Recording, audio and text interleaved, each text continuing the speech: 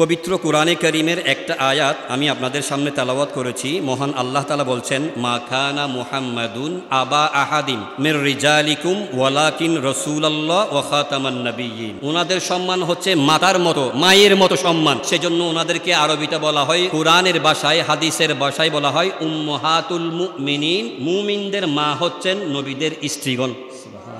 এখন প্রশ্ন আসতে পারে, যেই বিবিগণ আমাদের জন্য মা হয়ে থাকেন, তাহলে ওই বিবিদের যিনি স্বামী হবেন নিশ্চয়ই তিনি আমাদের কি হবেন? বলেন না, কি হবেন? এটাই তো যুক্তি, ঠিক না? এই ধরনের কথাগুলো, এই ধরনের অপব্যাখ্যাগুলো মানুষেরা করবে, মহান আল্লাহ সেটা আগেই ভালো করে জানতেন। সেই কারণে কোরআনে কারীমের 33 নম্বর সূরা 40 নম্বর আয়াতে আল্লাহ বলছেন, মা কানা মুহাম্মাদুন, মুহাম্মদ সাল্লাল্লাহু আলাইহি ওয়াসাল্লাম আবা আহাদিম মির রিজালিকুম, তোমাদের কোন পুরুষের পিতা নন। যদি আমরা প্রশ্ন করি মওলা, তাহলে ওনার পরিচয় কি? এরপরে আল্লাহ বলছেন ওয়ালাকিন রাসূলুল্লাহ, ওনার পরিচয় হচ্ছে তিনি একজন আল্লাহ রসুল। আল্লাহ তাআলা বলে দিচ্ছেন, আমার নবী মুহাম্মদ সাল্লাল্লাহু আলাইহি ওয়াসাল্লাম তোমাদের কোন পুরুষের পিতা নন।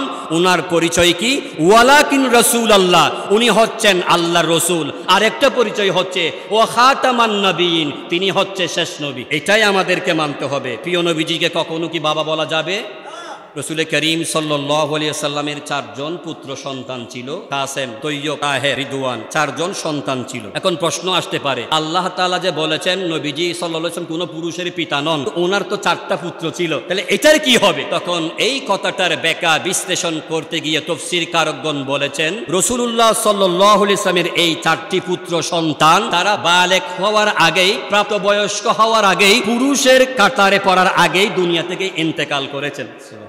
আল্লাহ বলেছেন কোন পুরুষ, তারা জাতিতে পুরুষ হলো, প্রাপ্তবয়স্ক হয়নি এখনো। এটার ব্যাখ্যা আলোচনা ওনারা এটাই দিয়েছেন। আল্লাহ পাক রব্বুল আলামিন আহকামুল হাকিমিন আমাদের সকলকে কবুল করুক, আমিন।